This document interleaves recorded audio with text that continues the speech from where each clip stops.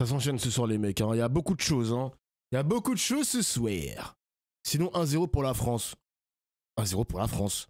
En considérant que c'est contraire au droit international, que c'est PSG, une attaque sur un pays souverain. Franchement, ça dépend quand est-ce que vous commencez à compter. N'oublions pas que l'Iran a tiré 130 missiles et missiles de croisière et drones contre Israël en avril de l'année dernière. Ensuite, 180 en octobre. Alors, l'Iran a tiré sur Israël, clairement. Mais, monsieur l'ambassadeur, c'était en réplique à la destruction du consulat iranien à Damas. D'abord, ce n'était pas un consulat. D'abord, ce n'était pas un consulat. C'était un ensuite, consulat. Sur un... Oh, il y a embrouille, il y a embrouille. Non, ce n'était pas un consulat. Je m'occupais de ce dossier à l'époque. Ce n'était pas du tout un consulat. Il était effectivement à côté de l'ambassade iranienne et il n'était pas un consulat officiellement.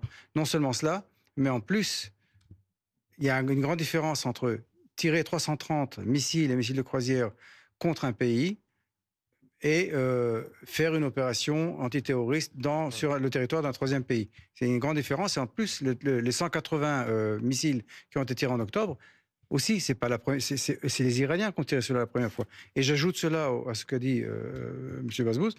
Effectivement, nous sommes en guerre avec l'Iran depuis de longues années. C'est pas que nous sommes en paix avec l'Iran, nous avons des ambassades, tout va bien. Les Iraniens ne veulent pas notre meurtre, ne veulent pas notre destruction.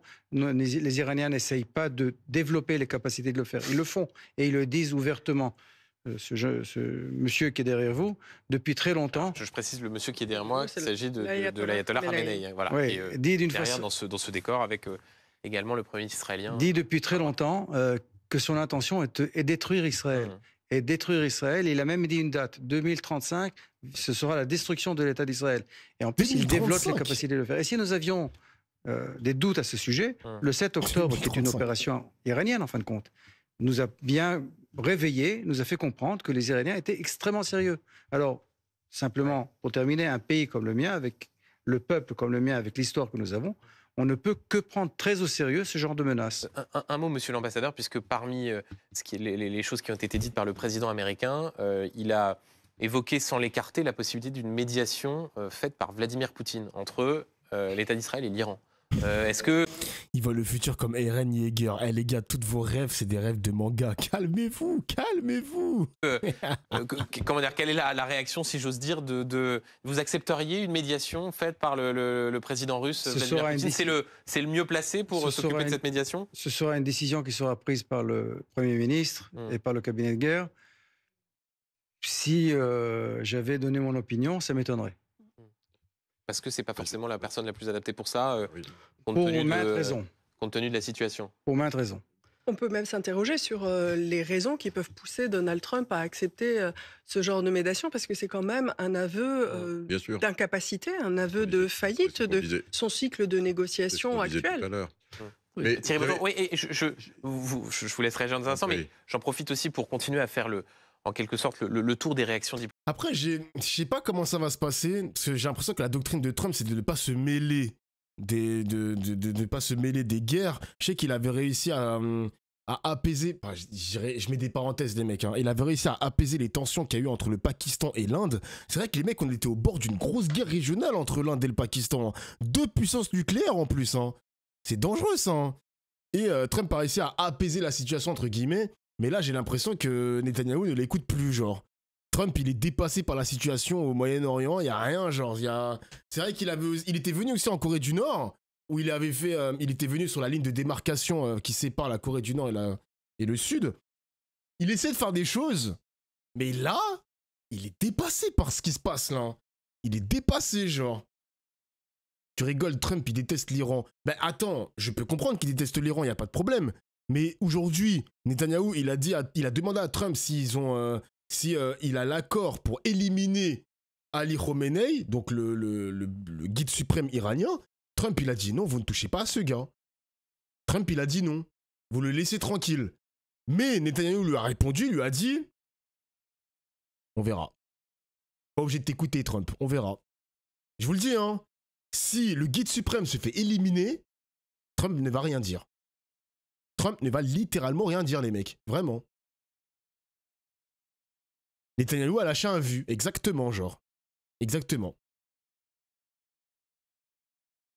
Trump, il menace l'Iran aussi. Après, les gars, Trump, il menace tout le monde, hein, mais pour l'instant, les Américains, ils sont dans leur base. Il se passe pas grand-chose en termes de mouvement militaire américain. Peut-être que tout peut partir en couille. Je suis d'accord avec vous, les mecs, tout peut partir en couille. Mais pour l'instant, c'est que Israël et l'Iran. Diplomatique parlait de la réaction diplomatique française. On verra. Oui. Qui, Emmanuel... Bon, attendez, lui, on s'en fout. On va juste écouter uniquement le... Ouais, lui. Des amis d'Israël. De dire, est-ce qu'on ne pourrait pas en profiter pour avoir un cessez-le-feu à Gaza? Est-ce qu'on ne pourrait pas en profiter pour réouvrir, pour réouvrir massivement Gaza à l'aide humanitaire? Parce que précisément, voilà, on voit qu'il y a un changement de données et on voit qu'il y a toujours ces drames qui se passent humanitaires, qui se passent tous les jours.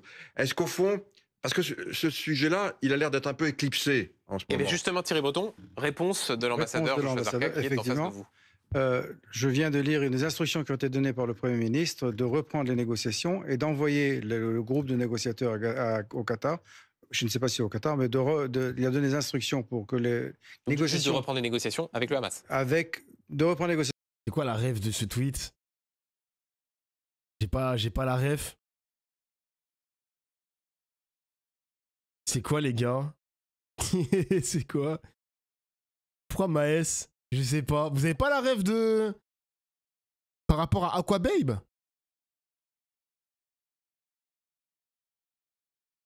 Aquababe la stalk? Mais non. Mais putain, mais vous êtes... Mais les gars, vous êtes au taquet, wesh. Mais vous êtes au taquet, genre. Aquababe, qu'est-ce qu'il a fait? Il a Twitter, ce mec? Aquababe. C'est passé quoi, genre? Aquababe. Rima Hassan en charmante compagnie près de la place de la République cet après-midi. Ah merde, vous voyez pas? Putain, attendez. Pardon.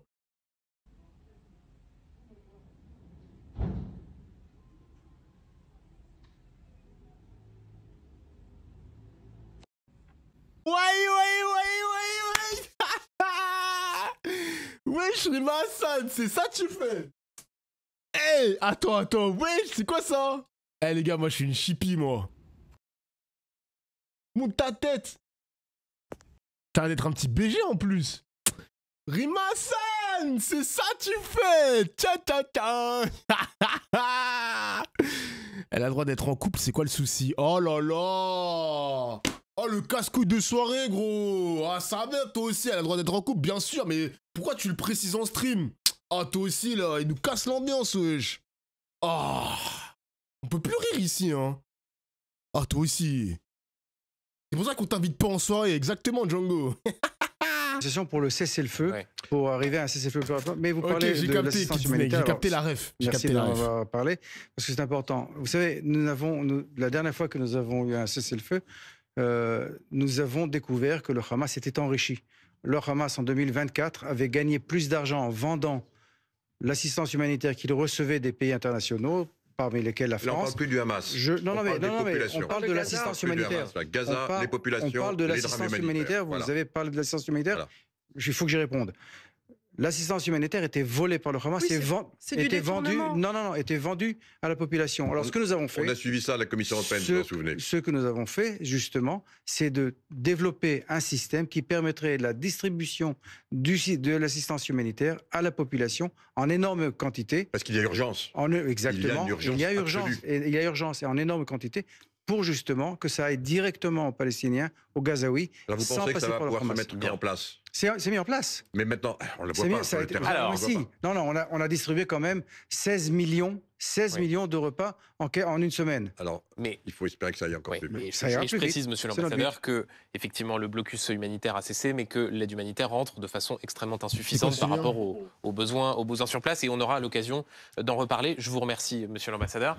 Thierry Breton, Antoine Basbous, Elsa Vidal. Je voudrais, juste avant d'accueillir nos nouveaux invités, qu'on retourne en Israël, retrouver notre correspondante Ava Merji. Ava, vous êtes à Rishon, les ailleurs. J'écoute après. Alors attendez, 2 secondes, je vais avancer. Bon, la correspondante, on connaît les mots et tout. Je sais pas si l'ambassadeur il est encore là ou ils ont juste changé de... Non, il est plus là, il est parti. Ok. Ouais, il est parti. Ok, parfait.